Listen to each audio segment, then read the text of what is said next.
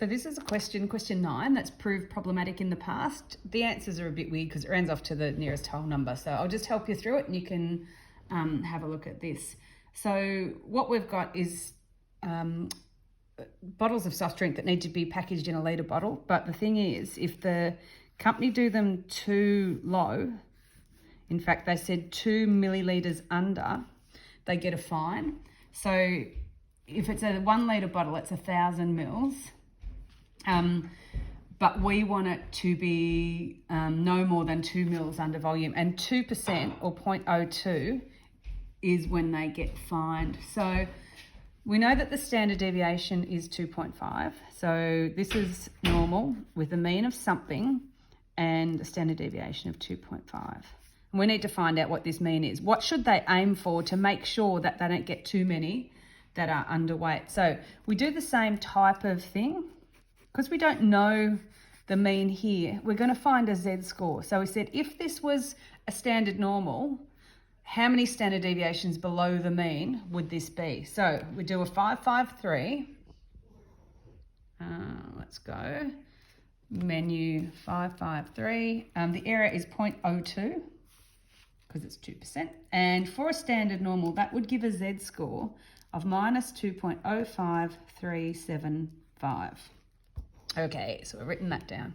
So what do we know? We know minus 2.05375 equals the x value, 998, minus mu, don't know what it is, on sigma, 2.5. So what we're going to do is solve this for mu. I'll just use letter u. You don't need to see me do that. And if you do that, you get mu equals 003.13. Then you look up at the back of the book and the answer is 1004. This is actually the exact answer. But if you look at the question, it says choose a target volume and give your answer to the nearest milliliter.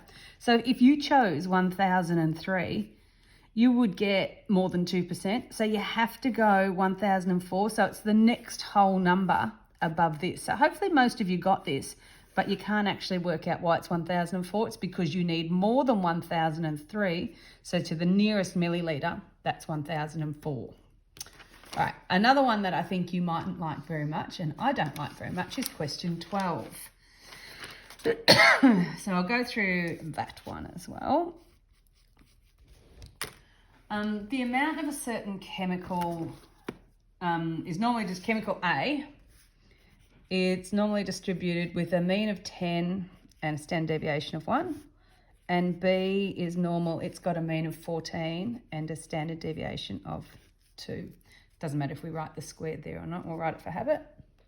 Get used to it. If C equals... So basically to determine if a cell is type A or type B, the amount of chemical in the cell is measured. The cell is classified as type A if it's less than a specified value C. So for part A, C is 12. So the probability that A is less than 12, and we'll just work that out by 552, and we went minus infinity to 12, 10, 1, and you'll be able to do that. You don't need to watch me do that. If you do that, you get 0.97725. Then you have to read the question carefully, and this is just a bit annoying. We want to find probably that type A cell will be misclassified. So it would be classified correctly if it's this. It will be misclassified with a probability of 1 minus 0.97725. Whereas with B, if we find the probability that B is greater than 12, you would do 1 minus that because it would be misclassified. So that works out to be 0.1587. Okay, so just be careful with this misclassified for which way it goes. So that's why that might be opposite to what you think. The next one is really quite tricky. It's find the value of C for which the two probabilities of misclassification are equal. So let's look at type A, and then we'll look at type B. So A has a mean of 10, B has a mean of 14. The probability that it's less than a particular value C would be here. The probability that this one is less than the particular value C would be here, because that's higher. I don't know whether that makes sense. We sort of want to say 1 minus the probability that A is less than C equals, no, that's not a very good way of doing it. Anyway, let's have a look. A is less than 12 was here, so this will be A is less than C, is that area there. 1 minus the probability is B is greater than 12 is the same as the probability that B is less than 12. So in this one, it's going to be B is less than C. So that's this area here. So if we wanted to find a z-score for this, we'd say Z equals X minus mu on sigma, C minus 10 on 1. This one, Z equals C minus 14 on 2. Now, can you see that this z-score is going to be positive? This z-score is going to be negative because it's below the mean.